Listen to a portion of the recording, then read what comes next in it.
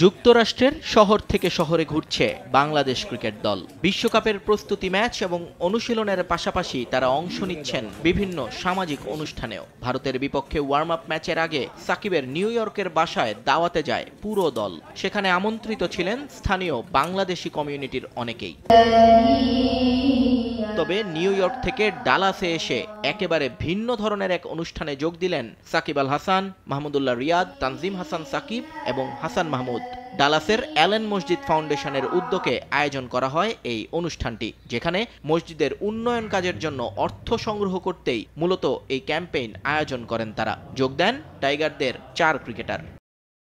সেখানে ভক্ত অনুরাগীদের সঙ্গে ছবি তোলেন তারা এবং কথা বলেন সবার সঙ্গে। এ সময় অনেককে অটোগ্রাফও দেন ক্রিকেটাররা। এই অনুষ্ঠানে যোগ দেয়া প্রত্যেকের কাছ থেকে $20 একটা এন্ট্রি ফি নেয় আয়োজক কমিটি, যা পরে দান করা হয় মসজিদের উন্নয়ন কাজে। জানা গেছে শতাধিক স্থানীয় বাংলাদেশি মানুষ যোগ দেন এই ইভেন্টে।